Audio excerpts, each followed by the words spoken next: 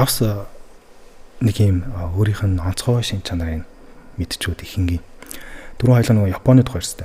Япон дээр арлын хооронд тэр чиглэг уур амьсгалтай газар сүнсний хоол болоод байж болдог уур амьсгалтай. Тэгвэл давсанд ямар нөлөө байдаг вэ? Давсыг халаахаар давс эргэн тойрныхоо тэр өрөөнд байгаа чигийг өөртөө сороод авчдаг. Тэгэхээр нөгөө өрөөнд чинь чиглэг уур амьсгал үүсэхгүй. Чиглэг уур амьсгал үүсэхгүй болохоор нөгөө сүнсэнд хооллох боломж үүсэхгүй. Инхээр энэ өөрөө сүнсийг хоолоор нь боож хөөж ингэсэн. Богдоод ахрынхаа явчих юм уу? Яв. Яг тэгэхээр тэр хооллохгүй бол болохгүй. Яг л тэр энергийн дутагдалд орцсон унаад байгаа. Тэгмээс энергийн дутагдалд орчоод ингээ бас байгаад байхгүй. Шууд дараагийн өөр хоол руу явна. Тэгэхээр монголчууд яагаад те хүүхдээ ингээд орой уйлаад унтахгүй байх ширгэлдэг те. Би харцаач яана тийм бай. Ягаад давсаар давс халаагаа те 100 дээр ингээд халаагаад ингээд пис паскал дуурч чадаад. Тэгээд тэгснээр дараа яалч хүүхдээ ойлгоход болчихдог. Тэгдэг. Энэ чинь цаана яг шинжлэх ухааны бодит физикийн үйлдэл явагдаад байгаа. Сайн мэцхан сонсогчдоо Хөхтөнгө радио хөтөж подкастын ээлжид дугаар эхэлж байна. Өнөөдрийн зочин аялагч, бясалгалын багш Мижид Самданг зочноор урьсан. Сайн байна уу? Өдрийн мэнд хүргэе. Сайн байна уу? Өдрийн мэнд хүргэе. За баярлалаа. Бид хоёрын ярилцж байгаа өдөр одоо Улаанбаатар хотод анхны цас орсон. Одоо нүү залуучуудын хэлдгээр эморс өдөр болж байна. Тэгэхээр бясалгалын тухай сэтгэл зүйн талаар ярих гэж сууж байхдаа бас бэлэгшээж бодож байна. Тийм ээ. Өнөөдөр гадаа гоё цастай гой сайхан өдөр. Миний одоо Хөхтөнгө радиод хийж байгаа нэвтрүүлгийн подкастын чиглэл эрүүл мэнд. Энэ болохоор биеийн болоо сэтгэлийн эрүүл мэнд, сэтгэл зүйчтэй эмч нартай илүү төлөвлөгөө ярилцдаг. Тэгээ сүүлийн одоо хэдэн жил сэтгэл зүйг сонирхож ярилцж байгаа гэсэн үг. Тэгээд сэтгэл зүйчтэй ярилцаад исэн чинь сүүлдээ бясалгалд байд юм уу? Өөртөөгөө ажиллах, хүний ухамсар ер нь юу юм бэ? Сэтгэл зүйчээс гадна хүн өөрийгөө яаж удирдах уу гэдэг ингээд биеийн эрүүл мэнд ойлгомжтой. Сэтгэл зүй гэсэн чинь хажуугаар нэг арай өөр юм чиглэл өрөөс хажуугаар нь орж ирээд болдоггүй. Тэгэхээр одоо би бол зүгээр л ингийн анхан шатны сонирхогч болж таарж байгаа шүү дээ. Тэгэхээр та үнэхээр сэтгэл зүй энэ бясалгал хоёр огтлцоод байна уу? Эсвэл надад тийм мэдрэмж төрөөд байна уу? Миний бодол зөв үү? Эхний асуулт. Тийм. Тэгэхээр энэ хоёр дээр нэмээд дахиад нэг зүйл огтлцож байгаа. Энэ бол ухамсар. Бид нар сэтгэл зүй болон ухамсар хоёрыг бас нэг зүйл гэж ойлгох андуурах тохиол байдаг. Энэ дээр бол юу гэхээр махан бие, сэтгэл бие, ухамсар. Тэгэхдээ ухамсарыг юугаар төлөвлөлт гэхээр сүнсээр. Тэгэхээр энэ дээр сүнсэн бие гэж яригддаг. Ухамсар өөрөө бол биегүү. Тэгэхээр сэтгэл болон махан бие хоёр нь хоорондоо маш холбоотой байдаг. Нэг нь өвчлөхөд нөгөөтгөндөө тэр дам нөлөө нь үзүүлж биеийг махан биеийг өвдгөж яадаг. Эргээд махан бие өвдгөж гисэн дагаад сэтгэл бие нь өвдөж яадаг. Тэгэхээр энэ хоёулаа бие биендээ нөлөөлдөг учраас энийг тусад нь авч үзэх, тусад нь ангилах боломжгүй байдаг. Тэгэхээр энэ бүхэн яг нэг хүн дээр хамтдаа орчдөг. Тэгээ энгийн үгээр хэлэх юм бол сэтгэл зүй докторгүй байна гэдэг нь одоо таны нэг бичвэрийг уншсан. Тэрнгийн сэтгэл зүйг бичсэн байсан.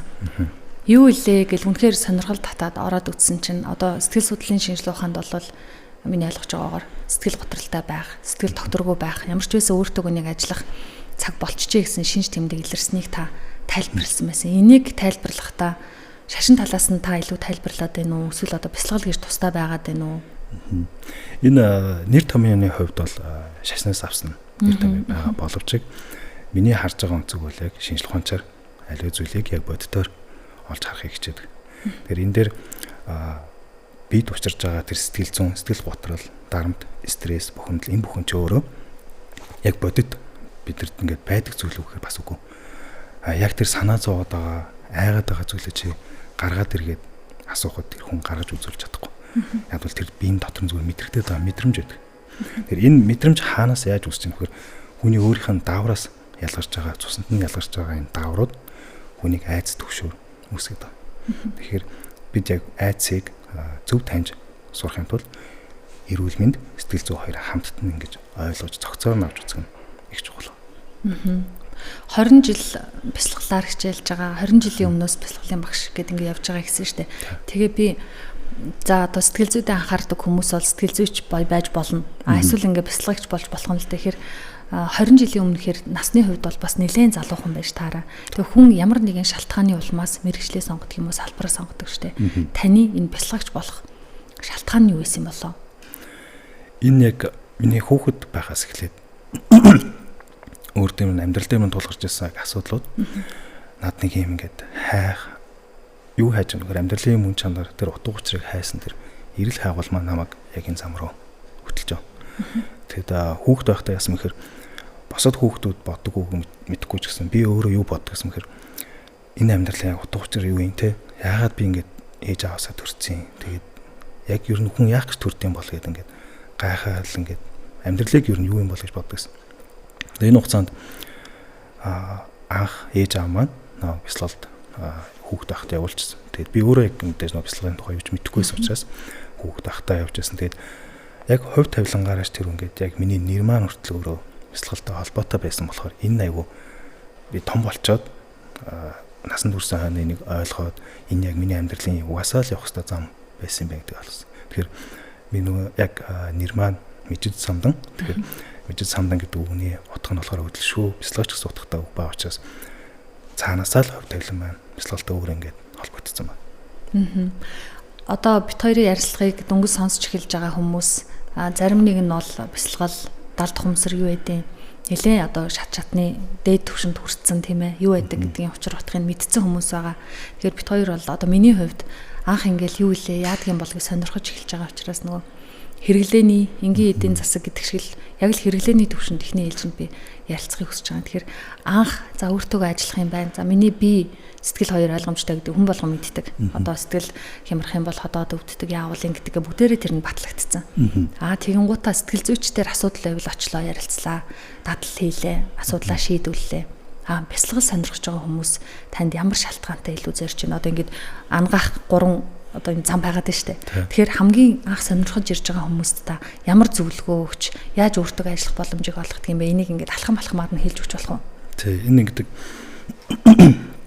анх ирж байгаа яг шавнар маань болохоор яаж ирдэг вөхөр гэр бүлийн асуудлаас болж ирдэг. Гэр бүлийн хоорондын харилцаа болон тэн дээр өөрийнхөө ингээд даван туулж чадахгүй байгаа сэтгэл готрол тэр айц төгшүүрээсээ болж зөвлөгөө авах гэж ирдэг. Тэгээд тэр асуудлыг яаж шийдэхээ мэдэхгүй байдаг. Энэ дээр миний зүгээс ямар зөвлөгөөнүүд ордог вэ гэхээр тухайн тэр ялангуяа гэр бүлийн асуудал байдаг учраас хосуудын тэр эрэгтэй болон эмэгтэй хүний сэтгэл зүй эрэгтэй эмэгтэй хүний хоорондын ялгааг нь маш сайн тайлбарлаж тэр хүн чамаас ийм зүйлийг хүсэж байгаа. Чи энийг нь ойлгохгүй байна. Энэ дээрээ анхаарал та хоёрын харилцаа илүү цаашдаа гоё сайхан гэр бүл чинь бат бөх аваа явна гэж. Гэхдээ яг тэр шавнар маань ингээд яадаг. Энэ яг миний гол асуудал биш байсан юм байна гэж. Яг хичээлийн маань явцдаг дандаа тэгдэг. Багшаа бүр энэс цаашаа илүү гүнзгий үзмээр байна. Яг тэр анх би ингээд яг гэр бүлийнхээ хүнээс болж ирсэн боловч дахиад миний дотор өөр нэг юм хариулт дутуу байна. Энэ хариултыг олмоор байна гэж яг цаашаа үргэлжлүүлээд шавнар маань асуудаг. Тэгэд энэ дээр бол анх тэр гэр бүлийн харилцаа байсан бол цаашдаа хөв хүний өөрийнх нь дотоод ертөнц рүү хичээлүүд маань үргэлжлээд ордог. За тэгвэл тэрнгийн сэтгэл зүйн талаар одоо шинжлэх ухааны талаасаа сэтгэл готролд орсон байна. За бүр жоохон байя гэж бодоход наадлынхын төвшин байхад жоохон юм сэтгэл санаа тогтворгүй байна. Надад тусламж хэрэгтэй байна гэсэн. Энийг та нэг илүү дэлгэрэнгүй тайлбарлаж өгөөч. Би яриагаа эхлэхдээ шашин талаасаа илүү тайлбар байх болов уу гэж бодоод байсан. Тэгсэн чинь шашинтай ерөөсө холбож тайлбарлахыг хүсдэг юм аа. Илүү бодтой шинжлэх ухаанд хандахыг хүсдэг гэсэн. Тий, яг зөв.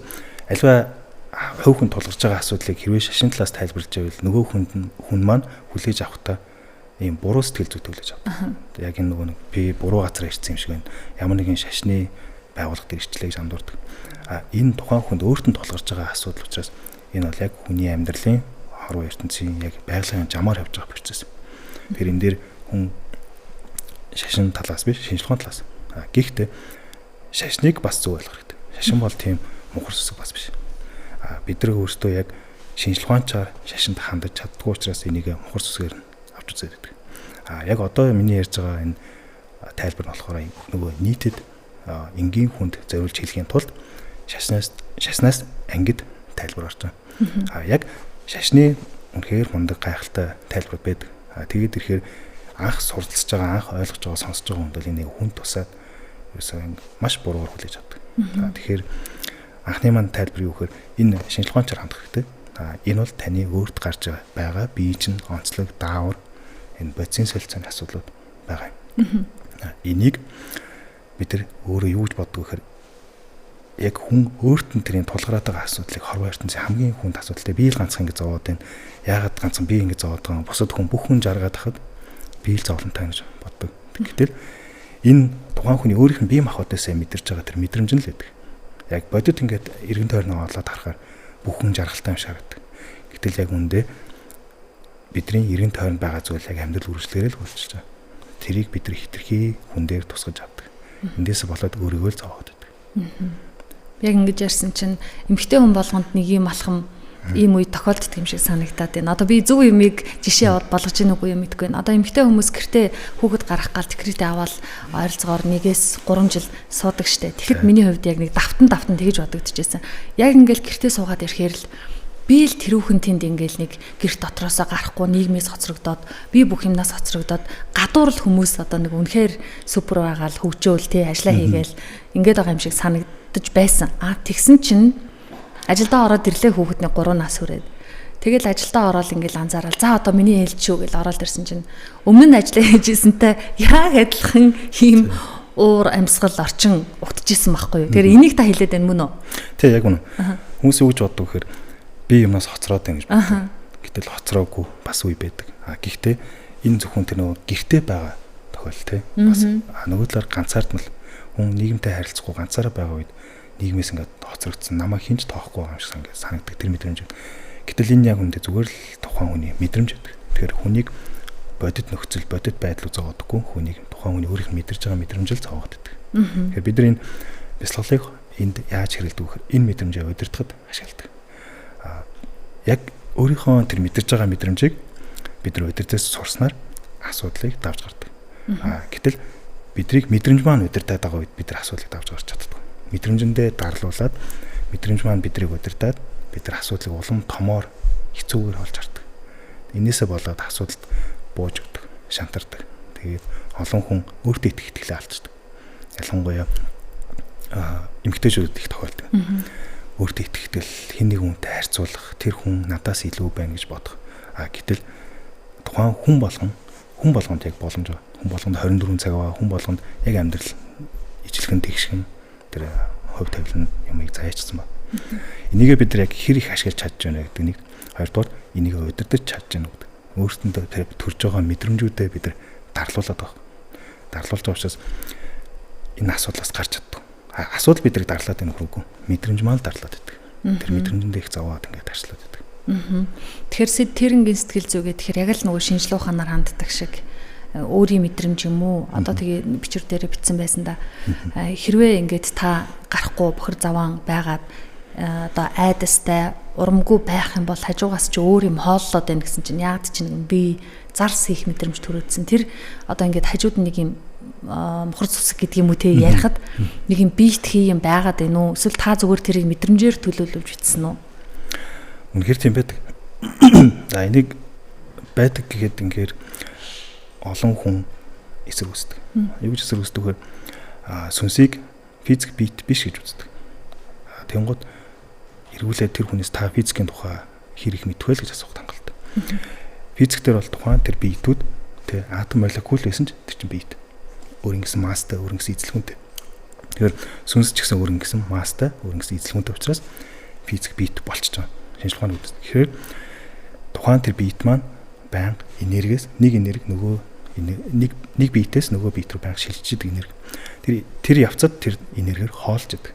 Тэгэхээр энерги өөрөө бүргэлд тийм нэмэгц цэнэгтэй бас байхгүй. Хасах цэнэгтэй буюу сөрөг энергиуд байдаг сөрөг ирчим.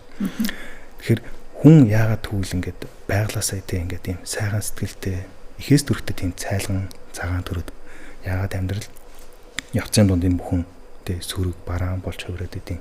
Яагаад зарим хүмүүс энэ бүхнийг ингээд яг тэр өөрийн мөн чанараа алдалгүй даван туулж эрг хүүхэд байхын тэр гин цайлган хэвээрээ том босон ч цагаан хүмүүс байдаг. Эсвэл маш хар санаатай хар болсон хүмүүс байдаг. Энэ юунаас болж бас дахиад дотоод тэр хөрийн сэтгэл зүй. Дахиад энэний цаана хоёулангийн ярианы анх хэлжсэн сүнстэй холбоотой. Сүнсийг юугаар хүний махан биетэй холбож ярьдаг вэ? Мэдээж нөгөө нэг 7 хүрдтэй холбоотой. Тэр хүрд маань өөрийн гэсэн юм зөв эргэлтүүдтэй. Зөв эргэлт гэдэг нь нар зөв тойрно гэсэн үг. монголчууд яагаад бүх зүйлийг нар зүг тойрж яваад идэв те? Яагаад ямиг нар битгий буруу тойр, нар зүг тойр. Нар зүг тойрох нь өөрөө бидний дотоод тэр хүрдний зөв эргэлтэн. Тэр анхаасаа бид нар монголчууд өвд ийцээсээ энэ хүрдний тухай мэддэг байсан учраас нарыг зөв тойрох нь өөрөө бидний дотоод энергитэй холбоотой. Гэтэл бүх зүйлийг эсрэгээр нар буруу тойроод байх юм бол энэ үеэс эхлээд хүнээс тэр сөрөг эрчмүүд гарч эхэлж байна. Сөрөг буюу хар санаа, тэр сэтгэл готрол, үзэн ядалтууд. Тэгэхээр эцэг эхчүүд хүүхдүүдэд зөв байлгаж, зөв өсгөхийн тулд, зөв сайхан хүн болгохын тулд бүх зүйлийг нар зөв тойруулдаг. Нар буруу тойрч болно. Гэвч тэр хүүхэд сөрөг, ууртай, уцаартай, стресстэй юм уу хүн болж сэтгэл зүйн төлөвшин. Тэгэхээр энэ эргэлт хүртэл айгүй хоорондоо холбоотой. Нөгөө муу санаат яваатна гэдэг шиг. Тий. Аха. Одоо тэрнгийн сэтгэл зүйхээр нэлээд хүндэрсэн шинж тэмдэг юм шиг санагдаад байна. Одоо бодож байгаа гэртээ байгаа хүмүүс яана одоо сүүлийн үед би нэг л итгэхгүй сул дорой тий босож эмгтэй хүн бол гэрээ цэвэрлэхээс дургу хүрээл одоо ажилд явдгүйч болоосоо ч гэдэм үү тий байдаг штэ нэг тийм үе. Тэр шинж тэмдгүүдийг яаж тодорхойлох вэ? Зүгээр нэг өдрийн өнөөдөр цастай амжөө яшиг гэртээ байж гэдгээс арай өөр болов. Тэгээ хүнд тулгарч байгаа тэр залах уурал ч юм уу тий сэтгэл хөдлөл эсвэл зүгээр л хиймээргүй юу ч хиймээргүй байгаа. Яг энэ юу ч хиймээргүй байгаа үеийн өөр яг тухайн тэр өөрийнх нь хажууд байгаа сөрөг эрчмүүдэд хооллох хамгийн таатай боломжтой. За жишээ нь юу гэхээр одоо ингээд бидний хувьд ингээд аяхтай цай шүү дээ. Энэ аяхтай цайг ингээд хөдөлгөөд байх юм бол уучдахгүй шүү дээ. Яг хөдөлгөөнгүй байж л бидний цайг ууч чадна. Аяг маань хөдөлгөхгүй гэсэн. Яг энтэй адилхан альва энэ хүн тэр сөрөг эрчим хүнээр хооллохдоо тухайн хүний хөдөлгөөнгүй байлгаж л хоолдог болохоос хөдлөөд байгаа хүнээр хоолж чаддаг. Тэгэхээр энд хүн ер нь юу чухал вэ гэхээр хүн амьдралын идэвхтэй хөдөлгөөн, амьдралын идэвхтэй хэмнэл байх хэрэгтэй. Энэ нь өөрөө эргүүлээд зүгээр л энгийн хамгаалт болчихж байгаа. Учиргүй тэр ингээс хамгаална гэж тэг ингээл давс манаас янз бүр юм хэрглэж болно. Гэвч зөв хэмнэл нь хүртэл өөр хамгаалт болж болдгийн шүү. Яагаад тэгэхээр үндсэн тэр ойлголтыг зөв ойлгож байгаа юм бол хүнээр хоолж байгаа тэр сөрөг биед сөрөг эрчим чинь хүнийг хөдөлгөөнгүй байгаа үед хоолдсон шүү. Буюу баян гэртээ бүгээд тэ хөшгөө хаагаал өрөөнөөсөө гарахгүй өрөөндөө ингээл бүгээл хүнтэй ч юм ярихгүй хинтэй ч юу ч ярихгүй ингээд ийм амьдралын хэмнэл нь өөрөө хоолох бүрэн боломжтой. Гэтэл баян гарч ороо тэ аял зугаалаад агаар сэлхэнд гараад найз нөхдөдөө уулзаад энэ бас эргээд өөртөө зүгээр энгийн амьдралын зөв хэмнэл байх нь өөрөө хамгаалт болдог.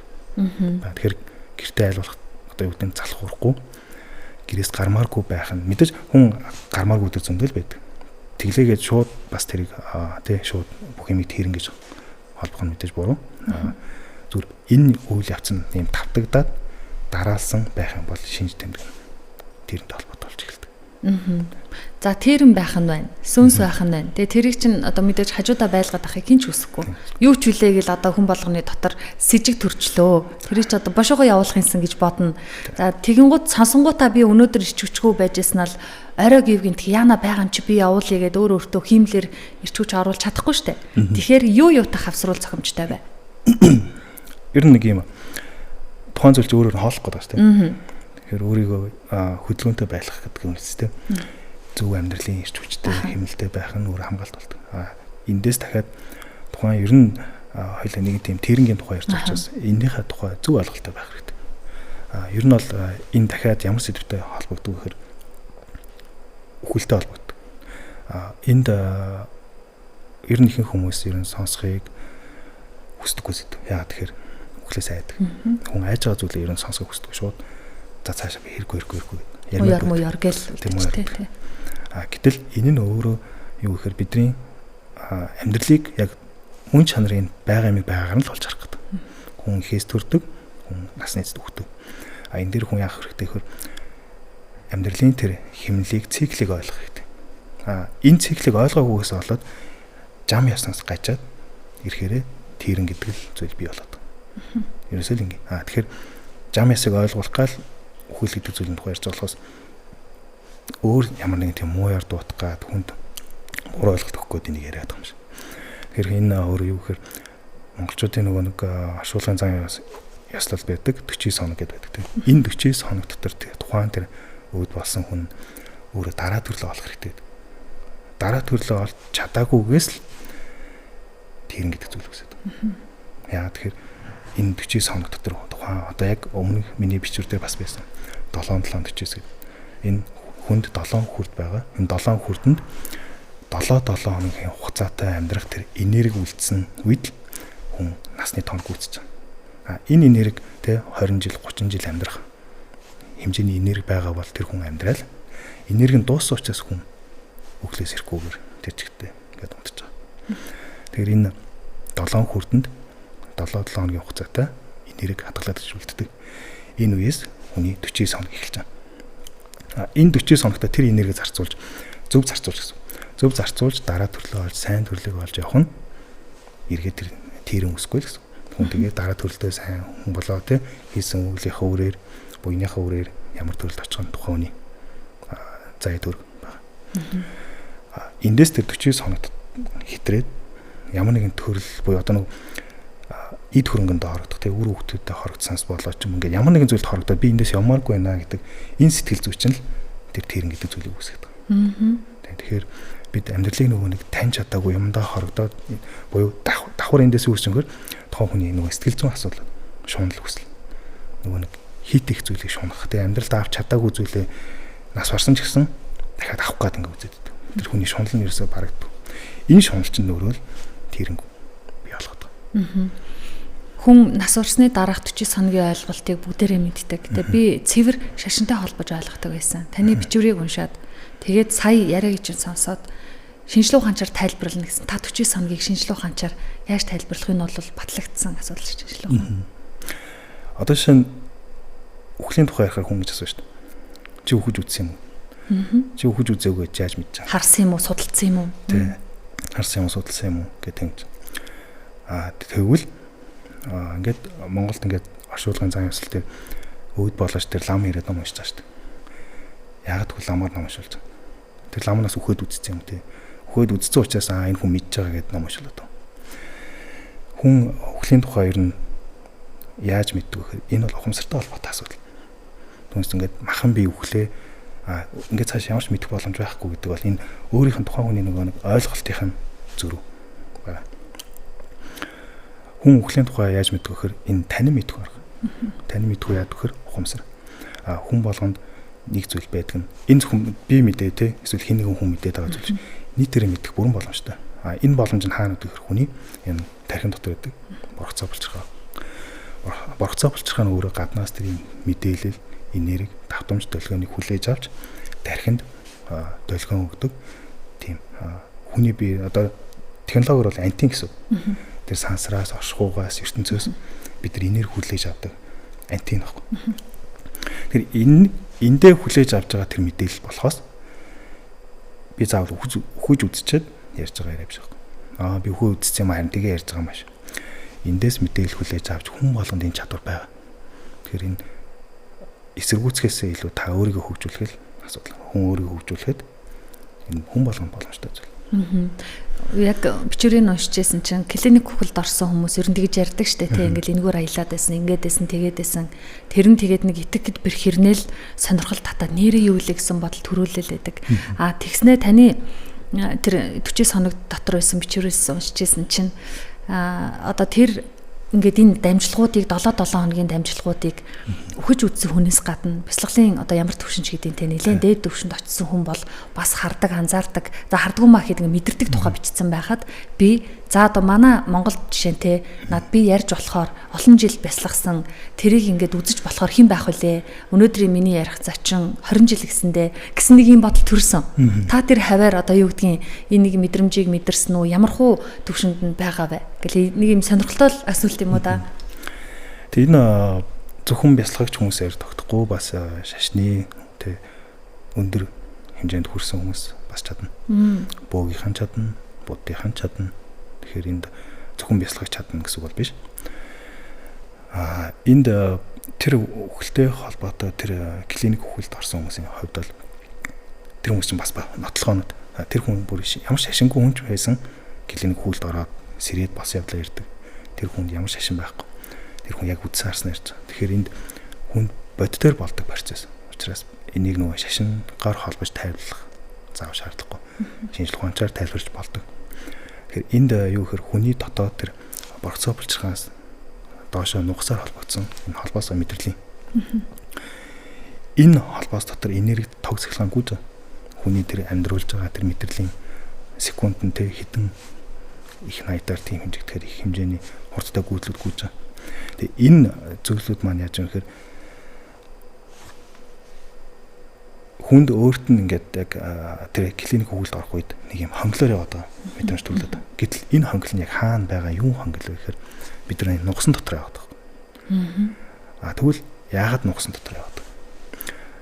Хүн ингээд нугасаа гэмтээхэд нугасны ингээд нэг хэсэг гэмтээ тасрахад тэр шигээр доошоо мэдээг болдог шүү дээ. Яг энтэй адилхан хүн энэ нугас бол хүний холбоотой тэр ангаахын талаас яг бодтой зүйл. Энд яадаг гэхээр хүн зүрхэн хүрдэн дээрээсээ яг хүний тэр ухамсар тэр сүнс орч байгаа. За эндээс яадаг гэхээр яг клиник хөвгөлд орох үед ийм хонголд байна гэж. Гэхдээ хонголд хүн зогсоход яадаг гэхээр урагшаа болон хойшоо хоёр тийш харах боломжтой. Урагшаагаа харахад гэрэлтэй байдаг бол хойшоо харахад харанхуй байдаг. Тэгэхээр тэр урагшаагаа харахад гэрэлтэй байгаа нь юу вэ? Хойшоо харахад харанхуй байгаа нь юу гэдэг тайлбарлах боломжтой. Энэ үхээр хүний оройн хүрд.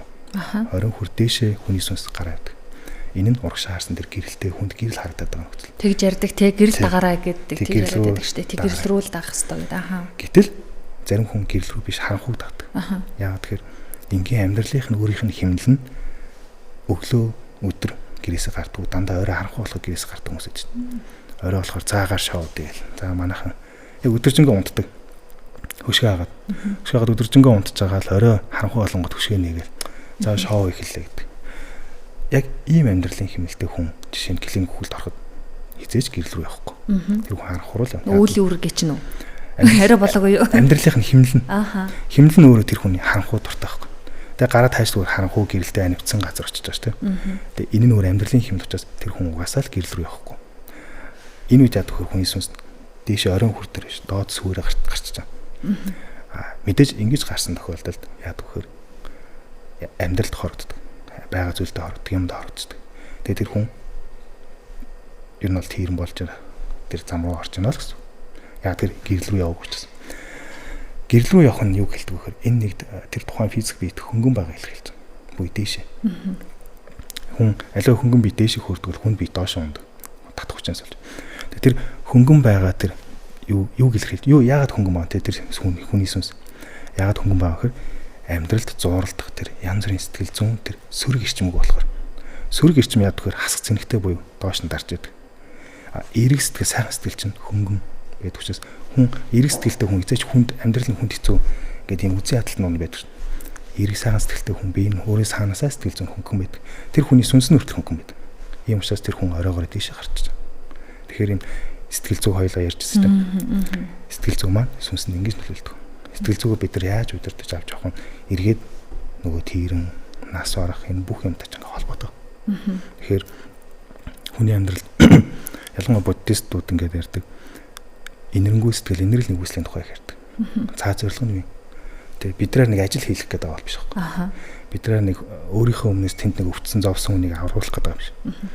Өөрийнх нь төлөө л хийж байгаа. Өөрийнх нь юуны төлөөр дотоод тэр сэтгэлийн мөн чанарыг цэвэршүүлж ариусгахын төлөө хийж байгаа болохоос тэр хүнийг зарцлаад нэг аим буйны ажил хийлгээд ашиглах гэдэг бол биш. Энэ бүхэн юу рүү чиглэдэг хөр тухайн хүний дотоод ертөнц рүү чиглэж байдаг. Тэгэхээр хин нэгэн хүн инэрл нэгүслийг дотроо өөртөө хөгжүүлэх нь бусдын төлөө биш юм. Яг өөрийнх нь төлөө. Тэгээ эндээс хүн гэдэг чинь хорвоо хүмүүс ихэнх нь ингэж боддог. Яг энэ залуу наснд би дэлхийг өөрчлөлмөр, дэлхийд алдартай хүн болмоор хорвоо ертөнцийг би өөрчлөлмөр юм. Энэ хорвоос надад таалагдах би нэг өөрийнхөө гоё өөрчилж гоё сайхан нэгэн бүтээмэр гэдэг. Тэгээ энэ хүний хүсэл ингээд залуу байхад төрж байгаа шүү дээ. Тэгээ өгсрөөд явхад энэ бүхэн ингээд унтарчдаг. Тэгэхээр энэ хүн амьдралдаа энэ гарч байгаа тэр эерэг тэр бүх хүсэл чинь ингээд нас явах тусан байхгүй болчихдог. Олон шалтгаанаар. Гэтэ эндээс юг болгодог гэхээр хүн эцэс нөгөө хорвоо ертөнцийг өөрчлөх шиг өөрийгөө өөрчлөх хэрэгтэй. Өөрийгөө өөрчилсөн хүн дагаад хорвоо ертөнцийг өөрчлөх гэж байна. Яг тэгэхээр би энэ хорвоо ертөнцийн чинь нэг хэсэг нь учраас би өөрчлөгдөх нь өөрөө хорвоо ертөнцид бас нэг юм өөрчлөгдөд байгаа байхгүй.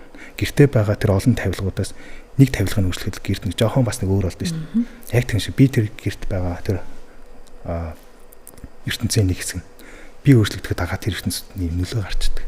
Тэгэхээр хүмүүс би үжиглэхээр бусдыг өөрчлөх биш өөрийгөө өөрчлөх гээд нэг үзээрэй. Өөр дээр ажилласаа л гэж үзэж байна. Яг энэ сонсоод ах тусам улам сонирхолтой. Тэгсэн хэрнээ жоохон амар адармаатай болж ирж байна. Яг гэвэл та энэ миний өмнө нь цэвэр шашиндаа тий хүн нэр үнэхээр цаг тулсан үед ханаас чи ямар ч шашинтай байсан хамаагүй надад туслаач гэх нэг юм далдын юмнаас юм ирдэг штэ. Тэгж бодож исэн юмыг шинжлэх ухаанаар ингээд батлаад шинжлэх ухаанаар тайлбарлаад байгаа болохоор илүү амар санагдаад байна.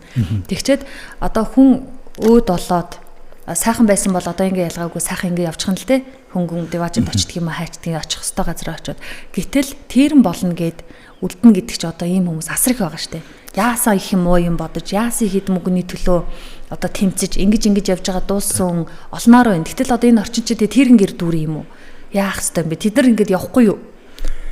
Энд хорвоо ертөнцийн нэг зүй тогтол байгаа штэ. Энэ хүмүүс энэ яг тэрэн байлгаж яах гэдэг юм тий. Яагаад ингэж ямар хэрэгтэй ингэ байлгаад байдаг.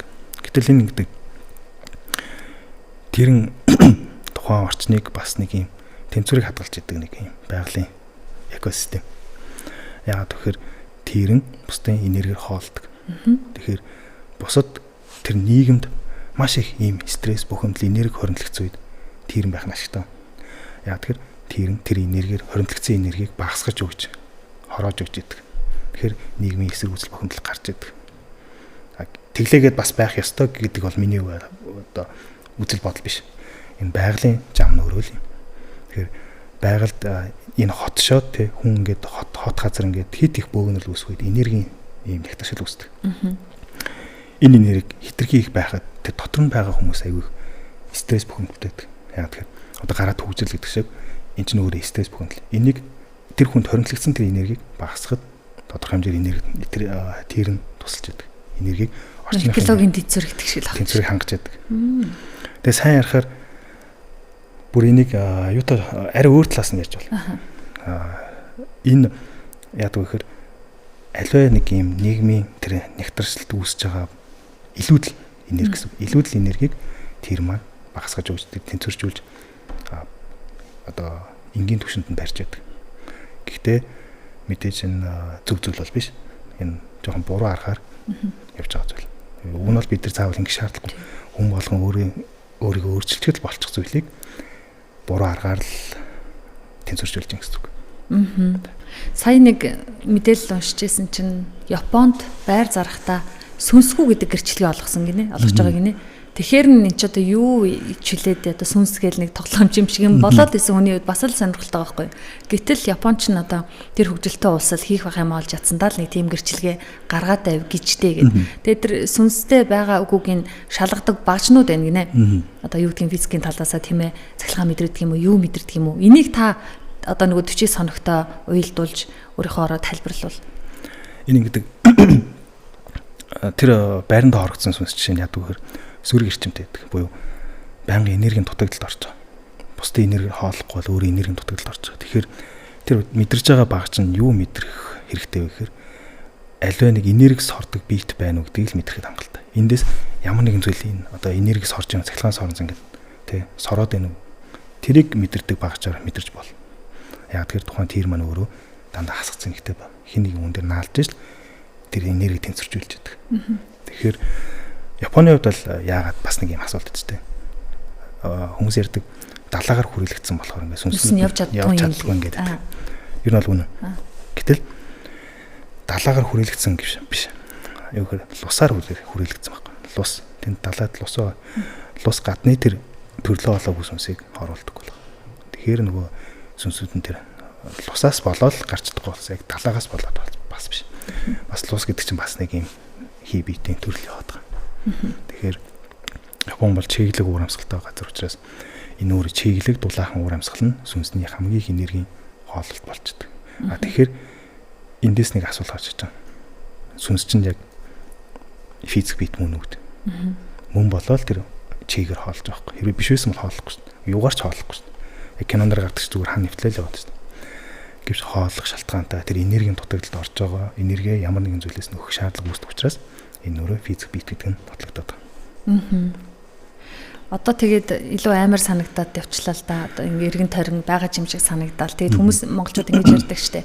сүнс сүлд нь энерги муутай хүнд одоо нөгөө харагдахгүй юм харагддгийн гинлээ гэж сонсцсон болохоор одоо тэгээ таны шинжлэх ухаанчаар тайлбарлаад байгаа юм чинь сонсчоод ямар нэг юм харчвал одоо би яана миний энерги байгаа ч юм уу байхгүй ч юм уу тэд ордцсон ч юм билүү гэж санаа зовж байна. Одоо энэ үзэж байгаа хүмүүс ч гэсэн дотор бодож байгаа. Гэтэл манад одоо тэр энергийг сороод байна уу яагаад байна уу гэдгийг хэмждэг багж байгаа юу? Эсвэл яг надад миний энерги тийм ээ бүтэн байна уу? Энэ тэндээс ингээ хонгоцгой байдаг шүү дээ. Одоо шинжлэх ухаан гараад ирсэн мэдэг. Тэрийг илрүүлдэг, засдаг багж юу н шинжлэх ухаанаар батлагдсан хэр түгээмэл байд юм бол олдоцтой ч гэдэг юм уу?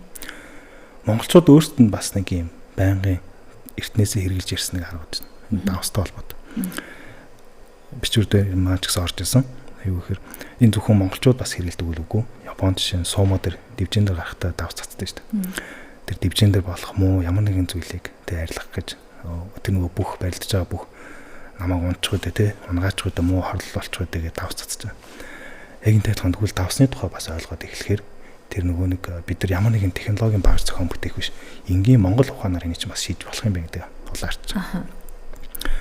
Давс нэг юм өөрийнх нь онцгой шин чанарыг мэдчихэд ихэнгийн. Түрүү хоёлаа нөгөө Японы тухай ярьсан. Япон дээр арлын хооронд тэр чиглэг уур амьсгалтай газар сүнсний хоол болоод байж болдог уур амьсгалтай. Тэгвэл давсанд ямар нөлөө байдаг вэ? Давсыг халаахаар давс эргэн тойрныхоо тэр өрөөнд байгаа чигийг өөртөө сороод авчдаг. Тэгэхээр нөгөө өрөөнд чинь чиглэг уур амьсгал үүсэхгүй. Чиглэг уур амьсгал үүсэхгүй болохоор нөгөө сүнсэнд хооллох боломж үүсэхгүй.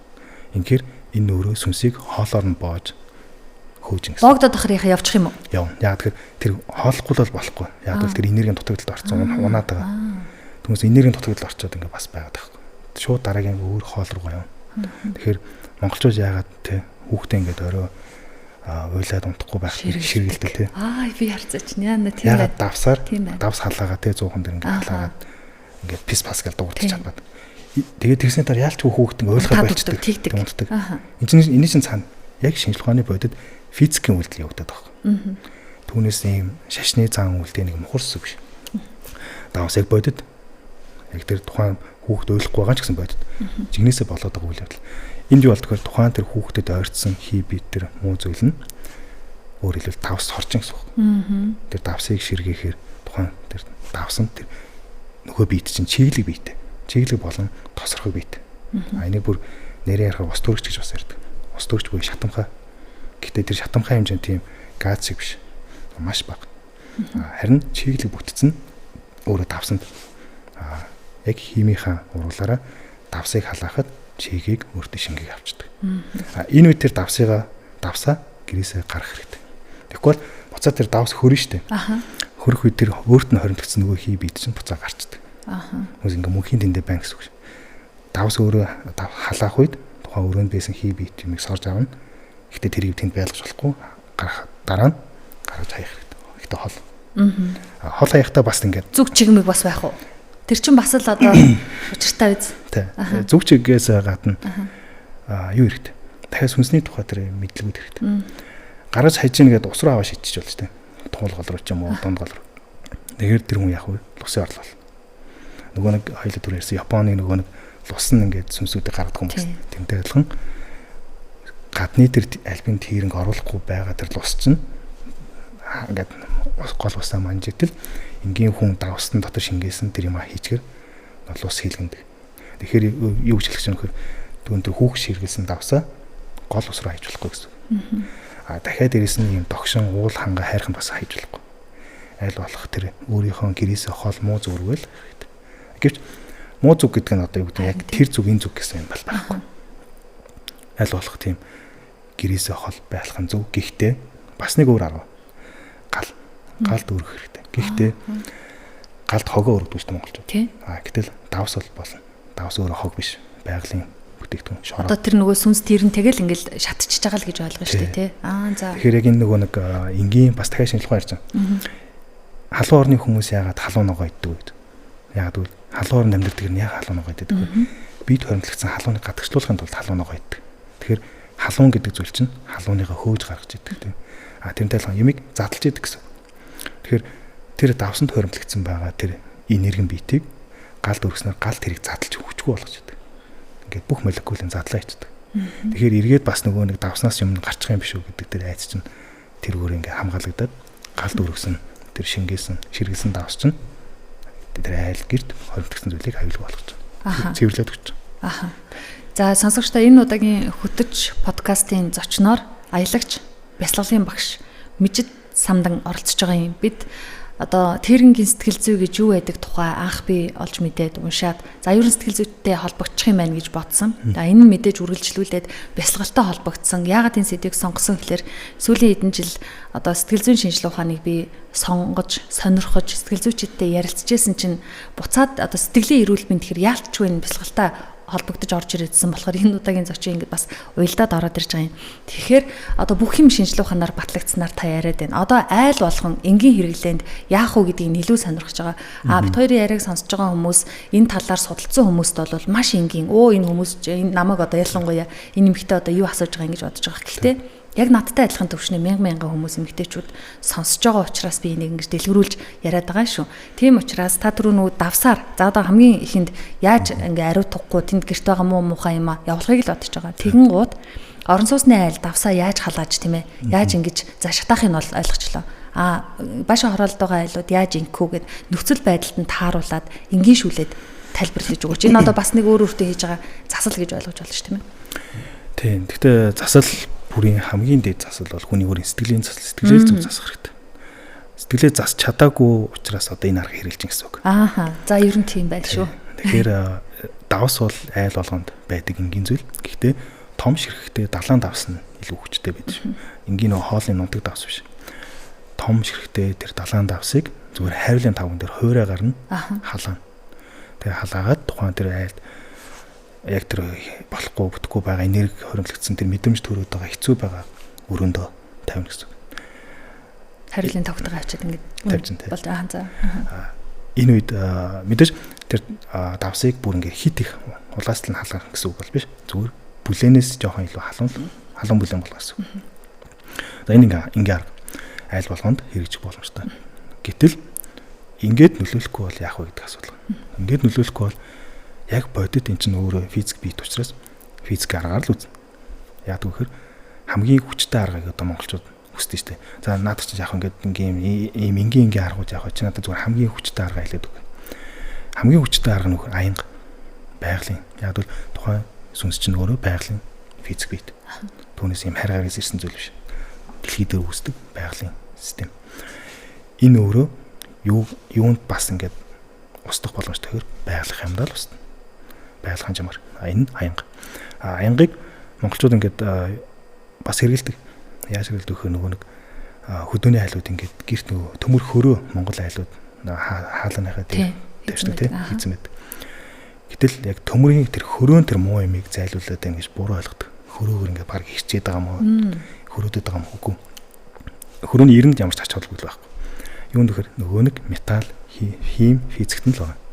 Юу гэхээр тэр төмөр бол өөрөө тэр аянгийг шингээж өөртөө барьж идэг зүйл. Тэгэхээр нөгөө энэ тэнд нөгөө нэг төмөр дээр бороо орж байгаад аянга бод штэ. Монголчуудад тэр тухайн эрт дээр үед байсан хэрэглээнд нь гар доор байсан энгийн зүйлэн тэр сүөх юм хөрөөл байгаа байхгүй. Тэр хөрөөгөө гэрээсээ хол тавиад аянга буух үед нь буусныхаа дараа гэрийнхэн тэр хаалганы дээр тавьчихсан. Түүнээс тэр зүгээр нэг шууд дэлгүүрээс хөрөө бодлож аваа тавиад байгаа биш. Энэ чинь цаана нөгөө хими физикийн процесс явагдаад. Аянга яадаг гэхээр байгалийн өөрийнх нь тэр энгийн хүний тэр цахилгаан мотороос гаргаж чаддгүй онцгой тийм хүчтэй энерги байдаг. Энгийн бус тийм хүчрхэг. Бид нар энгийн нэг юм тог цахилгаанаас гаргаж аваа тий. Ийм тог цахилгаан шингээсэн нэг юм батарей ч юм уу тавиад энэ биш. Батарей тавьснараа баг илүү их тэр сүнсийг хүчжүүл. Жишээ нь энд ямар бодис өгөхөр цахиур гэж байдсан. Би бас цахиурын тухай хэлжсэн. Цахиур нь өөрөө гар утсанд ордог материал. Гар утсанд. Тэгэхээр хүмүүс ингээд монголчууд нэг юм заахын нэг юм жоохон сахилахгүй хүмүүс байдаг ч тийм одоо энэ тэнд байгаа сүнстэй эзэнгүү байшин руу орж үзээ хэдүүлээ бичлэг хиймийгээс гар утсаа гаргадаг. Яг орсон чинь утас нь утарчдаг. 4-5 хүүхэд ороод тавуулангийнх нь утас нь утгаад байдаг. Тэгээ яг тэр байшингаас гарахад утас нь буцаасдаг. Энэ юу хэлээд байна гэхээр тэнд физикийн процесс л явагдаад.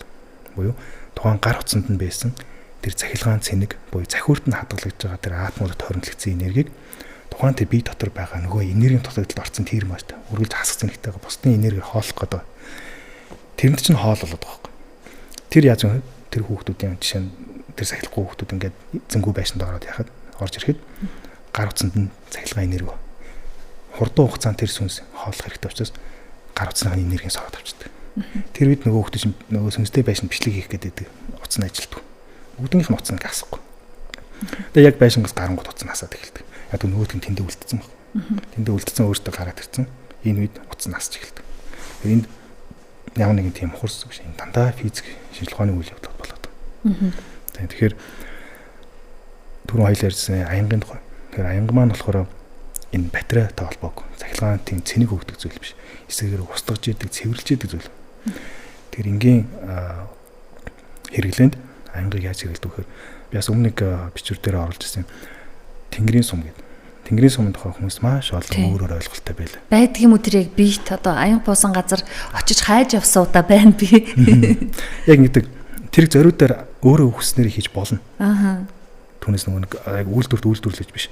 Байгаль дээр яг өөрийнх нь жамаар нь хийж болно. Яаж хийдэг вөхөр илсэн дээр илстэй газар соронц тавхад болчдөг. Тэгэхээр тэр үедээ бороо орохыг хүлээн. Бороотой өдөр илсэн дээр соронц тавих үед ингэдэг нэмэх цэнэгтэй соронц тавь. Яагаад вэ гэхээр үүлэн давхрагд үүлний дээд хэсэгт нь ингээд нэмэх цэнэгтэй энерги хөрөнгөлөгчдөг. Доор нь хасах цэнэгтэй энерги хөрөнгөлөгдөг. Энэ нь дахиад газар дээр байгаа нэмэх цэнэгтэй таталцал үүсээд аянга буудаг. Тэгэхээр энгийн үед хаана аянга их буудаг вэ гэхээр байгалийн тэр газар хөрсөн доороо байгаа металл олдвортой одоо өөрөөр төмрийн хүдэр зис тэр агуулгдсан тэр уул уурхай ч юм уу те доор баялагтай тэр газар аянга их буудаг. Энгийн зүгээр шорон дээр аянга буух нь баг ховор. Модон дээр буудаг шүү. Тийм модон дээр буудаг тийм. Мод бол жишээ нь байглаас тэр өөр ингэс нэг юм амьд. Тэр процесс явагддаг. Амьд энергитэй учраас бас энэ цөөхөн тохиолдолд хүн дээр аянга буудагтай л адилхан. Харин байнга аянга буугаад байгаа нэг юм онцгой газрууд байдаг. Тэр газар юу хэлээд байна гэхээр доороо газрын баялагтай байна л гэсэн металлтай гэсэн. Металлтай учраас тэнд дээр аянга буугаад. Тэгэхээр энгийн хүн яаж хийж болдгоо гэхээр илсэн дээр соронц тавиад бороо орохыг хүлээн. Гэхдээ өөрөө тэндээс хол байх хэрэгтэй. Бороотой яг тэр илсэн дээр аянга буудаг. За энэ үед яад вөхөр аянгийн тэр өндөр халуун температур нь илсийг хайлуулдаг. Яг нэг шил шиг. Тэгээд дээрээс тэр нөгөө нэг юм сум шиг ингээд цохилттой ирж байгаа аянга чинь тэр илсийг бууны сум шиг хэлбэртэй ингэж нөхүүлж орж ирдэг. Энэ үедээ тэр нөгөө илсийг яг бууны сум шиг ингэж хайлуулцдаг. Тэгээд яг тэр аянга буусан илсэн дээр очиод үзэхэд тийм бууны сум шиг хэлбэртэй ийм илс болцсон. Ингэж үзчихсэн үү? Тэр харж ирсэн. Харж ирсэн үү? Тэгэхээр энэ яад вөхөр өөрөө байгалийнхаа одоо яг жамаар хийсэн яг ориг тэр тэнгэрийн сум. Энийг хүмүүс аягүй олон янз ярьдаг. Бараг нөгөө уртлын сумны зэвчээдийн наа чин тийм биш юм биш гэл тэр нөгөө нэг энд тэндээс сонссон мэдээллүүдээс жоохон хольж утгасан байна. Яг бодит үйл явцсан тийм. Одоо энэгээр яах гэдэг нь вөхөр энэ аянга буусан тэр илс чинь өөр байгалийн яг жинхэнэ байгалийн бүтээгдэхүүн. Энэ өөрөө яг тэр айлын тэр хаалганы дээр тавьдаг тэр хөрөөнөөс ч илүү урт удаан хамгаалдаг. Хамгийн гол нь тэрэн тэрнгээсээ хамгаалж байгаа гэсэн. Энэ ярианаас үүдэж тэнгэрийн сумны тухай ярьсан байна тийм ээ. За тэгвэл одоо нөгөө сайн муу сүнс гэж юу байдаг юм уу? Одоо миний ойлголтоор ихэнх хүмүүс дундаа ингээ ярьдгаар хөрхий одоо ойр дотных нь тэр хүн ингээд өвд болоод гэрт нь ингээд хорогдсон ингээ байж байдаг ч гэдэг юм юу гэдэг. Тэр болвол ингээ гимгвэч гэдэг юм уу? Тэ нэг ийм яриад яригдчихлээсэн. Тэгэхээр яг ийм юм байх уу? Одоо хийл бол хий бүгдээрээ л байх хэвээр газараа байгаа л явах хэвээр юу? Гимгүү гэдэг нь жишээ нөгөө гэрийн буг гэж яриад тийм. Гэрийн бас байх өөр. Буг гэдэг нь бол сүнсний төрөл. Түүнээс нөгөө хүний төрөл биш шүү дээ. Сүнсний төрөл. Тэгээд энэ яадаг вэ гэхээр үнэхээр гим хоргоно үнэ. Гэхдээ тэр нь 49 хоногийнхаа дараа төрлөө авцсан сүнс аахгүй. Нөгөө нэг төрлөө авч чадахгүй хорогдсон сүнс нь биш. Төрлөө аваад ямар төрөл авсан гэхээр өөрөө нэг юм бит сүнсний нэг юм төрөл аваад тэр нь яадаг вэ гэрээ мандаг тийм сахиус шиг үүрэгтэй аахгүй. Тэр гэрт болж байгаа бүх үйл явдлыг харж байдаг. Тэр гэрийн буг яадаг вэ? Тухайн харж байгаа зүйлээ тухайн тэр нөгөө айлын үг тэр онгодууд нь одоо жишээ нь тийм бөөгийн айл болж байна. Дээрээс онгодууд өвөөндөр нь ирж залардаг. Тэр үед өвөөндөр нь тэр тухайн гэрт бос үйл явдаг. Гэрийн бугаас нь асуугаал мэддэг. Ойр тэнд юу болсон яасан гэл гэрийнхэн буг нь бүх юм нь хэлж өгдөг. Тэгэл байждаг. Тэгэл энэ ийм сүнсний төрөл авалтын. Түүнээс нөгөө тэрэн бол биш. Тэгэхээр тэр гимгүү байдаг нүгнэ. Тэгээд тэр нь илүү хинтэй харьцдаг. Тухайн айлд байгаа хүмүүстэй биш. Тухайн айлыг харж мандаг тэр сахиус тэнгэрүүтэй харьцаж тэр айлын тухай мэдээллийг л өгчдөг. Энэ айлгаар тийм байгаа ингэж байгаа гэж байгаа. Тэгээ нөгөөнөр нь чинь буугаад ингээд үр удам дээрээ бууж тээ. Үр удам дээр буугаад тэр айлыг эргэж тойрч авах үед гэрийн бүхтэн л харьцдаг. Бүх юм асуугаад мэдчихдэг. Гэхдээ өөр хүмүүсд нь харьцаж чадахгүй юм тээ. Ямаа шууд хэлж чадахгүй өвөөнөр харахгүй юм гэдэг ч юм. Тэр нөхцөл гэрийн бүг гэж шин. Хэрэгтэй зүйл бас байгаад байгаа. Түрүү ярианы дундуур арга хэмжээ ахуулъя, засал хий гэдгсэн чинь та нэг донг хийдэл хэллээ шүү дээ. Сэтгэлээ засч чадаагүй болохоор л энэ заслыг хийж байгаа шүү дээ гэсэн чинь би нөгөө нүгэл хийжсэн шууд засуулах гэдэг шиг юм болчлоо л доо. Одоо тэгвэл буцаад яаж сэтгэлээ засах уу? Энэ дотор байгаа засаж гэж бодож байгаа нь байна, засахгүй ч гэж бодож байгаа нь магадгүй байгаа шүү дээ. Тэгэд яг энэ амьдралдаа би ингээд сайхан байгаад байна оо, би ингээд сайхан сэтгэлээрээ те ингээд байгаад идэл бусд нь үгүй байгаад намайг хохирогоод байвал яах вэ гэдэг энэ амьдрал дээр бодит л тийм болоод байна те. Яг уу би энэ амьдралдаа сайхан байснаар хүснийхаа дараа тийм ээ ингээд нэг сайхан очих газар очиод ингээд асуудалгүй байх байд юм байж. Гэтэл би тэр амьдралдаа зориулж сайхан байх хэрэгтэй юм уу? Эсвэл энэ амьдралдаа зориулж бас айтайхан байх хэрэгтэй юм уу гэдэг асуудал гараад ирлээ. Миний хүүхд байхаас эхлээд яг бодож ирсэн бодлохгүй. Энэ амьдрал би яг яах гэж төрсөн юм бол гэдэг. Тэгээ тэр хариулт олсон. Энэ юу гэхээр бидний амьдрал шалгалт өгөх гэж ирсэн байхгүй. Тэнгууд мэдээж хүн шалгалт өгөх дурггүй. Ер нь 10 жил их сургууль амьдрал дээр хинч юу шалгалт өгөх дурггүй. Шалгалтанд зүгтаад. За тэгвэл яагаад энэ амьдралыг шалгалт гэж хэлж байгаа вэ? Шалгалтанд ороход бид нар цагаан цааст орж тээ. Түүнээс ном дэвтрээ бариад нэг хуулах боломжтой бүх юмаа бариад ордоггүй. Юу ч хуулуулахгүй цагаан цааст ордог. Яг үүнтэй адилхан бид нар ихээс төрөхдөө өмнөх амьдрал тэр бүх дурсамжаа арчаад цагаан цаас болоод ирж байгаа. Тэгвэл одоо эндээс яах гэж вөхөр тухайн хүний өөрийнх нь мөн чанарын шалгуур явуулж. Амьдралд тулгарч байгаа энэ бүх асуудлууд чинь тэр хүнийг шалгаад байгаа байхгүй. Энэ дээр яаж хандах вэ? Асуудлаас цухтаах нь уу? Асуудлыг ингээ хойлогдож л өөрдөх нь үү? Эсвэл бусдыг хорлоод өөрөө уснаас хуурай гарах уу гэдэг. Энэ бүхэн чинь тэр хүнийг шалгаад. Эргээд эндээс амьдралд бидний шалгалтаа өгж байгаа. Харин энэ амьдралын энэ үйл явц донд энэ өөрийгөө хөгжүүлж ухамсараа таньж мэдснээр энэ шалгалтыг ямар ч асуудалгүйгээр давах боломжтой байна. Энэ юу гэхээр дотоод өөр төр ажиллана гэсэн. Өөр төр ажиллаад тэр өөрийнхөө бүх дурсамжтайгаа ажиллаад өөрийнхөө мөн чанартайгаа ажиллаад эхлэхээр өөрийг таньж мэдж байгаа. Тэгэнгүүт энэ асуудлууд чинь намайг зүгээр шалгаад байгаа шалгуур юм байна. Хоёрдугаар би өмнөх амьдралаа мэдэхгүй байгаа чинь өөрөө яг нэг шалгалтанд орж байгаа юм. Учираас би цагаан цаас. Яг ихээс төрөхтэй цагаан цаас шиг. Гэтэл хүмүүс өмнөх амьдралаа мэдээд идэг. Тэгэхээр тэр яаж юм нөхөр өөрөлдөл шалгалтын дээр орж ирж байгаа хүүхдүүд нэг юм гавл хүүхдүүд эцтэй онц сурдаг. Бүх хичээлээ мэддэг. Шууд асуусан асуулт нь энэ чинь мэдэн штэ гэж шууд хариулдаг. Яг л тэр хүүхдүүд баг. Хүн өөрөө амьдралын тухай тулгарч байгаа асуудлуудыг танин мэдэж энэ дээр анхаарлаа хандуулж олж мэдснээр хүн эргээд амьдралын зөв тогтлыг ойлгож байгаа. Амьдрал гэж юм байна. Хоёрдугаар өөрийгөө хэн бэ гэдгийг аягүй сайн ойлгож таньж мэдснээр эргээд энэ амьдрал чинь надаас үнэхээр шалгуур аваад байгаа юм байна. Би энд яг одоо өөрийгөө ингээд байгаа юмараа л ингээд ямар ч хуулах боломжгүй шалгалтаа өгж байгаа юм байна гэдэг ойлгодог. Тэгэхээр өмнөх төрлөө хүн таньж мэдж болно. Энэ амьдралыг болно. Энэ нь өөрөө илүү их хичээл зүтгэл гаргасны л үр дүн. Тэгэхээр энэ бол боломжтой. Төвчээр хүрэхгүй тохиолдол бас гараад байна. Одоо ингээл би төвчэн штэ. За энэ тийм байгаа шүү гэ зөв тогтлыг бодлоо. Ингээл яж ахт болно доо гэд төвчээр алдарсан үед ямар арга хэрэглэх вэ? Төвчээр алдагдана гэдэг нь өөрөө тухайн хүн хүлээлт өндөртэй байгаа гэсэн үг. Хүлээлт өндөр буюу богино хугацаанд хурдан үр дүнд хүрэхийг хүсэж байгаа. Тэгээ богино хугацаанд хурдан үр дүнд хүрмээр байгаа учраас нөгөөдгөндөө хүрч чадахгүй төвчээр нь алдагддаг. Гэтэл төвчээр гэдэг зүйл хүнд бас байглаасаа заяадаг нэг онцгой шин чанар байна. Зарим хүмүүс үнэхээр төвчээртэй байдаг. Гэтэл тэр хүн яагаад ийм төвчээртэй юм бол те би бол өстой тисэхгүй байсан. Чи л энийг ингээл тисэдэх юм, юунд нь тисэд идэв ингээд. Энэ чадвар хүнд бурханаас заяадаг. Энэ бол өмнөх төрөл авалтаас заяадаг. Тэгэхээр төрөл авалтын тухай одоо хоёлаа ярих гэсэн үг. Энэ төвчээр гэдэг зүйл нь хүний биен дээр ихээс төрж ирэхдээ анханасаа зөвхөн хүний амьдралын одоо зөвхөн хүн болж төрдөггүй гэсэн үг. Маш олон төрөл үедийг авчиж хүн болж ирдэг. Эний нэг нь ургамал байна. Хүн ургамлаар хүртэл амьдардаг. Ургамлын тэр төрөл авдаг. Гэтэ энэ хүний төрөл авахаас өмнө. Ургамал дээр юу авдаг вэ гэхээр ямар мэдрэмж, ямар мэдлэгийг олж авдаг вэ гэхээр төвчээрийг олж авдаг. Бидний энэ бүх төвчээр чинь ургамлын тэр төрөл авсан тэр үетэй юм холбоотой.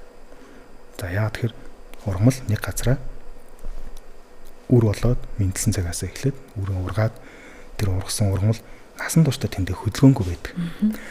Бид нар насан туршдаа нэг газар хөдөлгөөнгүй байл чадахгүй шүү дээ. Асар хэцүү төвчээр гаргана. Яг л нөгөө нэг гэрийн баган шиг юм болно л доо тий. Бас нөгөө ууланд бяцлал хийгээд хэдэн жил болцсон хүн гэдэг шиг ингээс байж байгаатай адилхан. Энэ бүхэн ч өөрөө төвчээр. Тэгэхээр бид нар ургамлын төрөлдөөс юу авдаг вэ? Хүссэн ч хүсээгүй ургамал олж төрөл авахд төвчээр хатуужлыг авч байгаа. Гэтэл зарим хүн асар өндөр төвчээртэй, зарим төвчээргүй байдаг. Төвчээргүй хүмүүс нь яадаг вэ? Нэг настай ургамал байсан л гэсэн. Нэг настай буюу нэг хаврын цэцэг, нэг настай ургамал гэсэн үг. Тэр хүмүүс төвчээр гэдэг зүйлээ сууж чаддаг юм. Мод жишээ нь болж төрсэн хүн бол жишээ нь 100 жил, 200 жил амьдардаг. Мод 100, 200 жил тэндээсээ хөдлөхгүй амьдарч байгаа. Тэр эргэн тойрны мэдэрч байгаа. Энэ чинь тухайн тэр сүнсийг асар өндөр төвчээртэй болгож байгаа.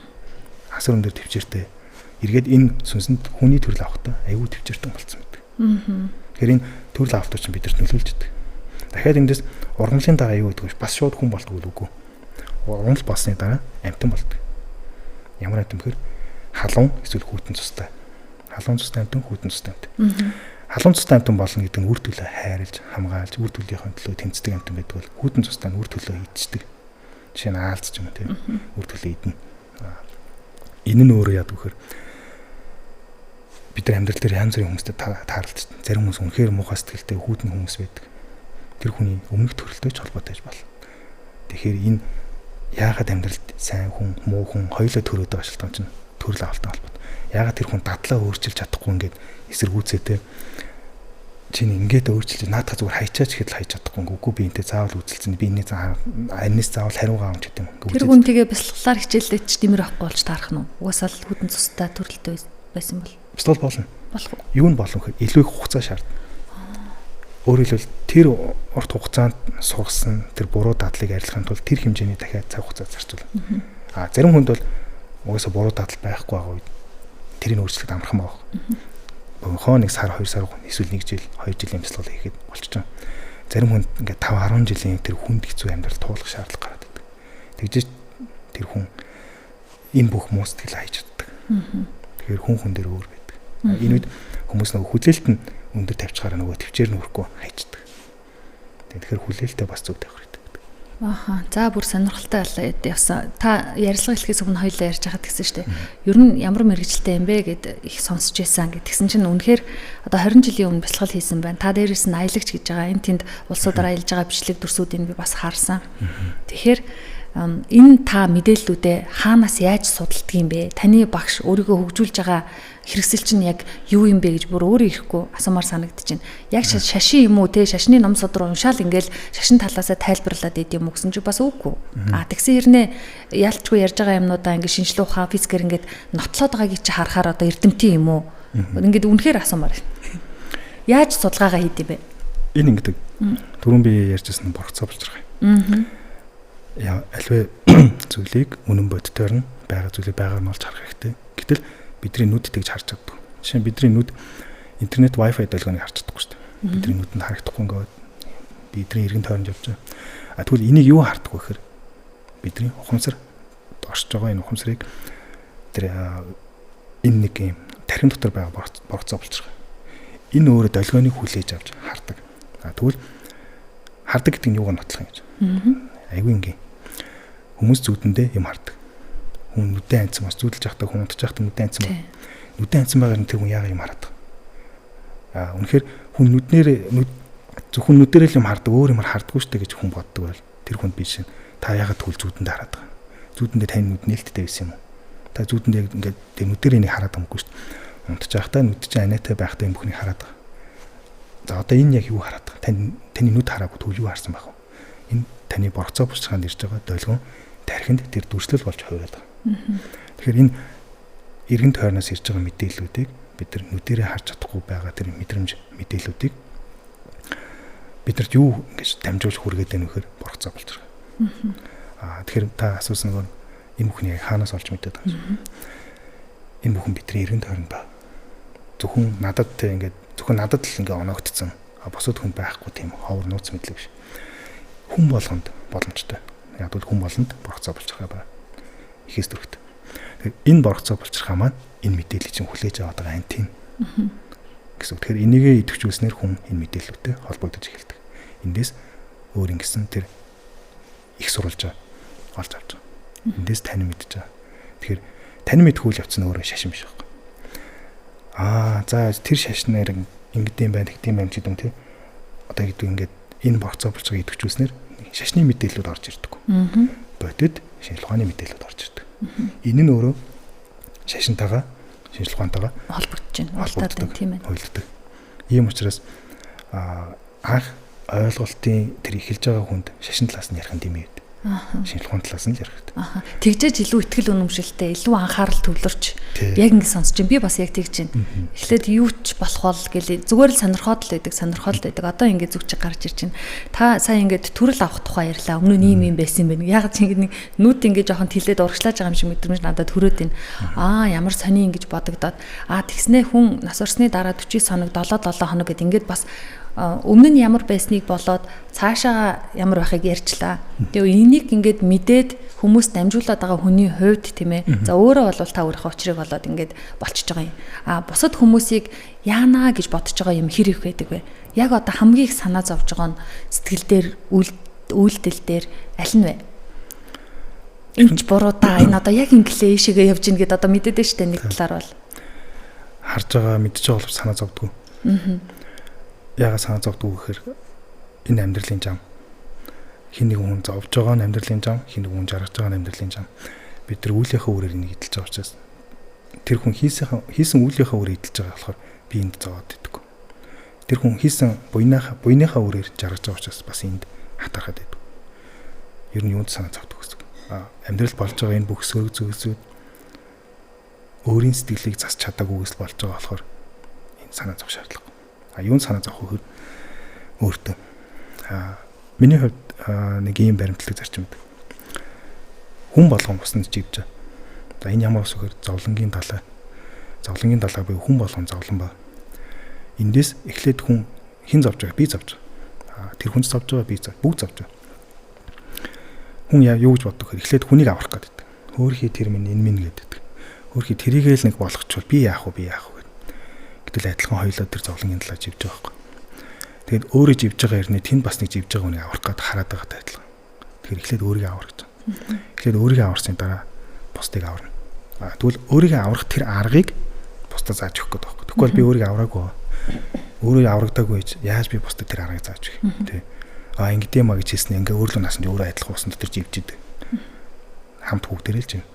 Энэ зовлонгийн далаа яад гэхээр бид нар амьдралын энэ өөрийнх нь юу хэлээд байна гэхээр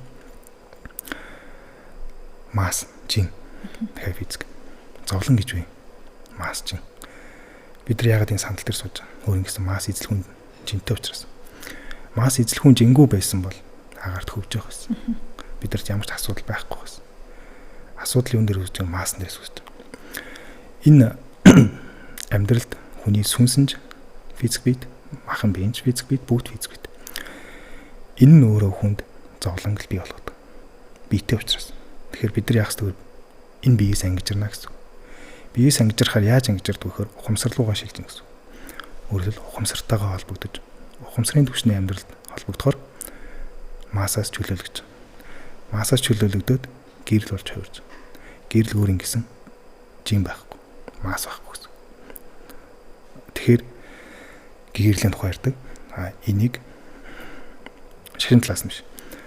Яг физик талаас нь ярь. Гэрэл өөр ингэсэн масс жин байхгүй. Жин байхгүй учраас түүнд ямар нэгэн зүйл саад болдоггүй, түүнийг юус зовоодоггүй. Бидний тэр сайхан сэтгэлээс гэрэл гээгээ цацарч идэг. Үүн дээрээ төвлөрөхөөр яадаг вэхээр хүн тэр гэрэлтэй нэгэн бүхэл болж уусдаг. Тэгээд бидний энэ амьдралд яадаг вэхээр анхаарал юун дээр төвлөрнө бүх зүйл маань тийшээ чиглэдэг. Буюу энерги маань бид нар хин нэгэн хүний амьдрал ховж ирүү анхаарал маань чиглээд байх үед яг миний амьдрал өөрөө тэрнтэйг адилхан болчдөг. Бид нар хин нэгэн хүний сайн сайхны төлөө анхаарал төлөөд байхад яг тэр хүнтэйгээ адилхан болчихдог. Тэгэхээр бясалгал яг энтэй адилхан. Амьсгал дээр төвлөрөдөг. Амьсгал дээр төвлөрж яах гэж вөхөр энэ урсаж орж гарч байгаа энерги дээр л төвлөрөдөг. Төвлөлт вэ. Тэр төвлөрөл нь цаана юунд хүрэх гэдэг вэ? Тэр энергитэй нэгэн бүхэл болох. Тэгэхээр энергитэй нэгэн бүхэл болно гэдэг нь юу гэсэн үг вэ? Бид өөрсдөө бясалгал хийгээд тэр энергитэйг ижлэх нэг түвшинд очно гэсэн.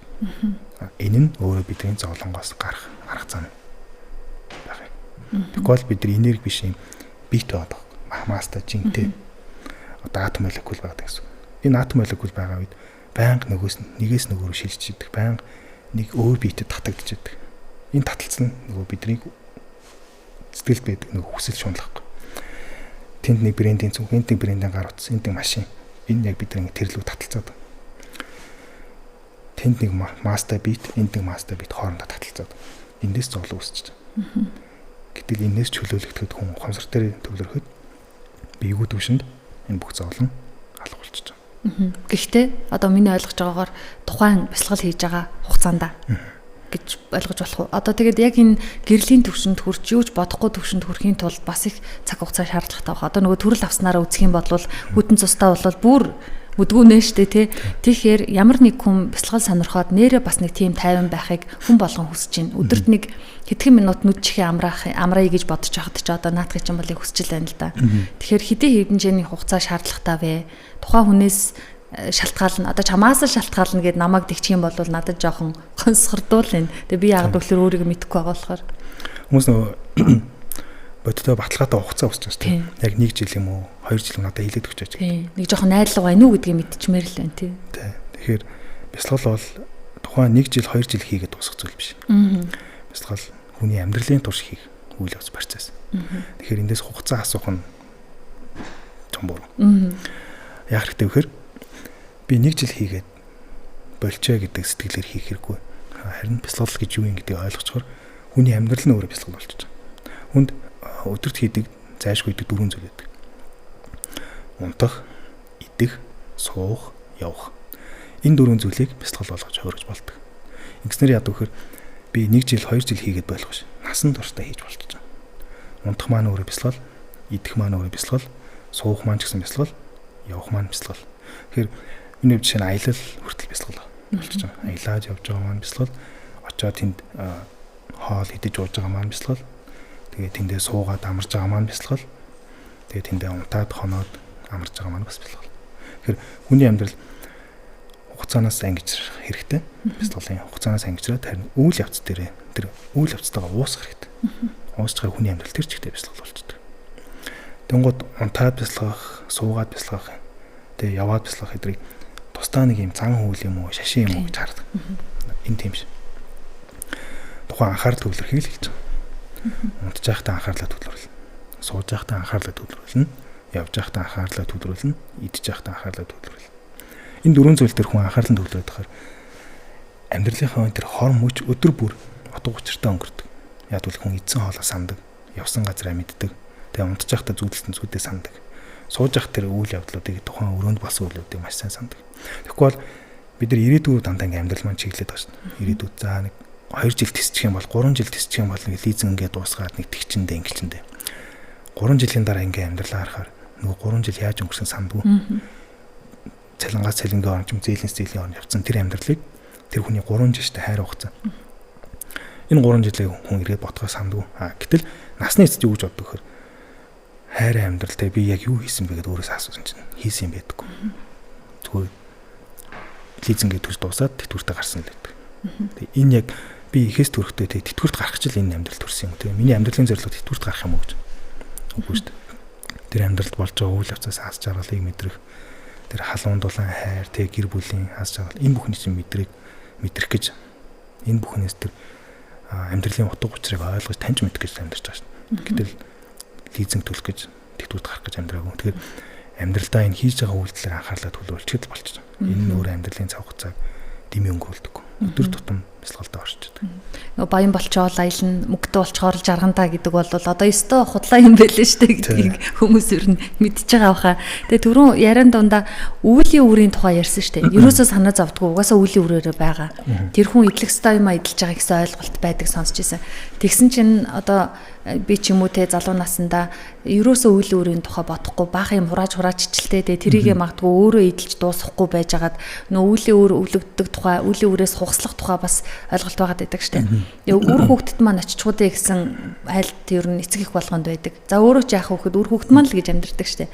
Тэгэхээр энийг үлийн үр хугслах тухай ойлголт ер нь байдгүй. Энэ үлийн үрийг та нэг жоохон дэлгэрүүлж болох уу? Үлийн үр хүүхдээр очих тохиолдлууд байгаа. Очихгүй тохиолдол. Жишээ нь тэр уул ус те лус авдгаа уул усыг оролдож тэр уул уурхаа хийж байгаа тохиолдолд тэндхэн уурлаж бухимдгүйхээр лус авдгууд нь уурладаг. Гэтэл хүн уурладаг шүү дээ. Тэгээд бид нар зөвхөн нөгөө өөрсдийнхээ амьдралыг чухал, бусдын амьдралыг чухал биш гэж бодсоос болоод бусдад дараа болж зовлон болж амьдраад идэг. Өөртөө болохоор бүх зовлон бүх уснаас хуурай гарах гэдэг.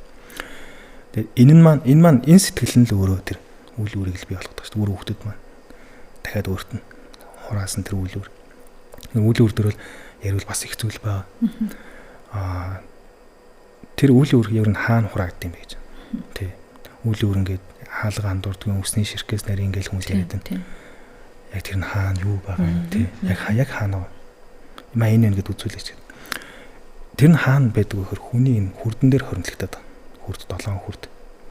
7 хүрдэн дээр яаж хоригдлог тэр аавра нөгөө гэрэл хардаг төхөөрөмж гэдэг чинь аавра онцлогоо. Энэ дээр харахад хүний тэр гэрэл нь хэр бүдэг байна, хэр тод байна, тэг ямар өнгөтэй байна, өнгө нь өөрчлөгдсөн байна уу? Энэ бүхэн чинь тэр үйл үртэй бас холбоотой. Энэ дээр хоригдлогдож байгаа тэр сөрөг эрчмүүд буюу бусдыг хохироогоод луурдаад тэг явж байгаа тэр сөрөг эрчмүүд нь өөрөө хүрдэн дээр нь хоригдлогддог. Яаж хоригдлогдоод вэ? Тэр сэтгэлээс гарч байгаа тэр муу сэтгэл байхгүй. Шинэ 10 хар нүглийн тухай ингээл ярьдаг.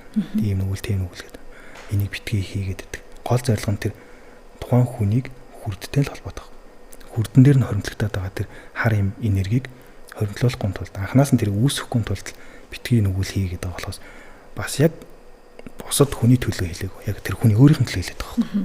Чи нүгэл битгий гэдэг нь яг тэр хүнд нь өөрт нь тэр нүглийг хийх үед хүнд хар энерги хоригдлогч байдаг. Энэ хаана хэр 7 хүрдэн дээр. Тэгэд эндээс хүний биений нөгөө нэг янз бүрийн өвчин гарч эхэлж байгаа. Доод биеэрээ мэдээ алдах ч юм те. Энд тэнд бие нүвдэх, энэ тэрүүгээр хавдах гэл ингээл асуудал. Тэгэхээр тэр үүдийн үр өсний ширхгээс нарийн гэж яг хаана юу гэдэг хэр хүний дотор нь биендээ авч явж байгаа үйл үрээ. Хаана хэр хүрдэн дээр энэ хүрдний зангилаа судлуулаар чинь явж байгаа сөрөг эрчмүүд. За энэ яаж ярилт юм бэ гэж түрүүн хоёулаа галын тухай ярьсан. Галан дээр ингээд нөгөө нэг давсан шингээсэн тэр муу айл тэр айлд байгаа муу энергийг гал руу ихэд шатаад устгадаг гэсэн. Яг энтэй адилхан бясалгалын аргууд бас байдаг. Өөрийгөө биеийн илч дулаан халууны бясалгал байж байдаг. Дээрэс нь энэ борцоо булчирхаатай холбоотой. Борцоо булчирхаан дээр төвлөрөхөөр яадаг вэхээр борцоо булчирхаанд агуулгадж байгаа тэр дотор нь тастууд агуулгадаг. Энэ таст нь өөр яадаг вэхээр цахиурын атомтай байдаг. Цахиурын атом нь яадаг вэхээр гаднаас даралт орж ирэх үед өөрөөсөө энерги ялгаруулдаг. Буюу тэрийг хоёр атомыг хооронд нь шахах үед буюу даралт үүсгэхэд энерги ялгарч байна. За энэ даралт нь юу гэлж байгаа нөгөө анхаарал төвлөрөл. Бид нар борцоо булчирхаан дээр анхаарлаа төвлөрүүлэх үед энэ булчирхаан маань ингээд агшдаг. Агших үед нөгөө даралт нь үүсэж байна. Энэ даралт нь тухайн тэр дотор нь агуулгаж байгаа тастыг идэвхжүүлж идэг.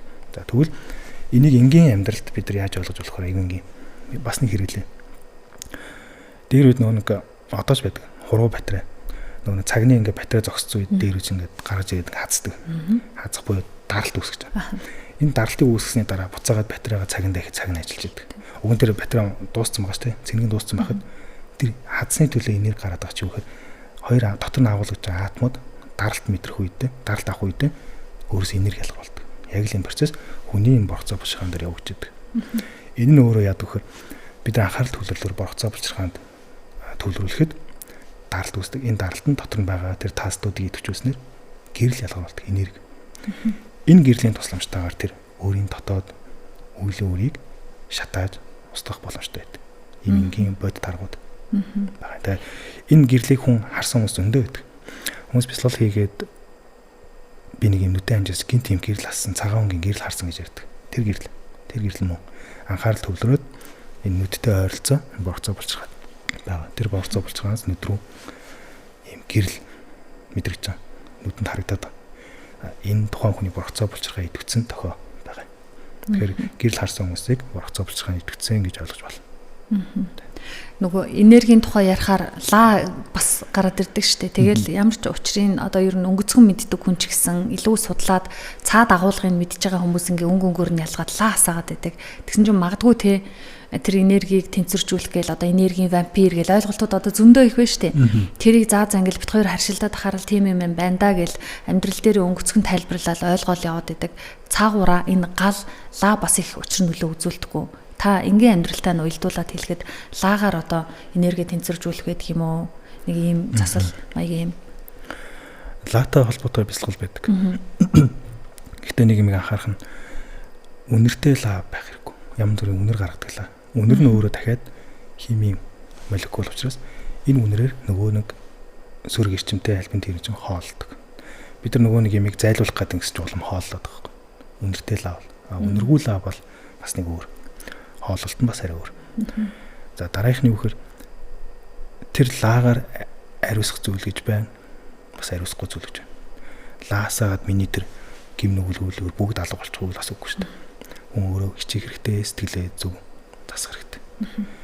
Тэгэхээр бүх юмыг лаанд найдаж бол бас болохгүй. Гэхдээ лааг бяцлалын техник хэрэгсэл болгож бол ийм бяцлалууд байдаг. Харахгүй нүдэ ингээд хөдлөхгүйгээр нүдэ завчихгүйгээр хардаг бяцлалууд байдаг. Энэ дахиад өөр тийм бяцлалын түвшин илүү нарийн түвшинд ордог. Тэгэхээр илүү үнцгий сэдвээр хүндэх шахсан байна тийм ээ. Тийм байна. За ер нь өнөөдрийн дугаар тэрнгийн сэтгэл зүй гэсэн агуулгыг уншаад нэрээ юу гэдэг бол сэтгэлээ засах санаатай. Сэтгэлээ засахын тулд одоо яаж таних юм бол ямар арга хэрэглэх юм бол гэд эхэлсэн ярилцлага маань бүр ингээд илүү утга учиртай, илүү өөр сонирхол төрүүлэхээр ийм сэдв болж хувирсан. Тэгэхээр бид хоёрын өнөөдрийн ярилцах хугацаа ерөнхийдөө энэ түрээд өндөрлөж байна. Тэгэхээр та энэ удаад ярих гэжсэн агуулгаа ер нь ярьж амжсан уу? Би одоо илүү сонирхолтой хөтлөгдөөд өөр юм асуугаад ингээд тойроод явчих уу? Юу нэммээр байна? Энд яриул маш их зүйл байна. Бас сонсогчдын маань хувьд, үзэгчдийн маань хувьд дахиад өөр асуултууд гарч ирдэг. Тэгэхээр дараагийн дугаар дээр гэж бас ярилцаж болох юм. Үүн дээр юуны тухай яриулах зүгээр гэхээр төрөл авалтын тухай. Болон тэр бас давхар эндээс үүсэж байгаа сэтгэл зүйн тухай, хөв хүний тэр сүнсний хөгжлийн тухай. Энэ яриануудаар хоёлоо үргэлжлүүлээд ярьж болно. За тий баярлалаа. Маш их баярлалаа. Тэгэхээр сонсогчдоо Хөгтөнгө радио хөтөж подкаст хөтлөгч Аймаа энэ удаа аялагч бяцлаглалын багш Мэжид Самдан зочноор урьж ярилцлаа.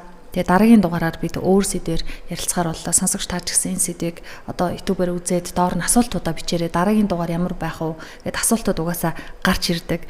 Тэгээд шашны тухай биш. Одоо зөвхөн сэтгэл судлал биш. Ингээл ерөөсө бүх юм хоорондоо уялдаад ирлээ. Шашин гэд ярьжсэн энийг шинжилгээ ухаанаар батлаад хаар ялтчгүй ихтгэл үнэмшил төрж байгаа асуух асуултууд ингээ өөрчлөгдөд яваад идэм байна. Зочиндоо баярлалаа. Сонсогчдоо баярлалаа. Дараагийн дугаараар иргэд толцъё.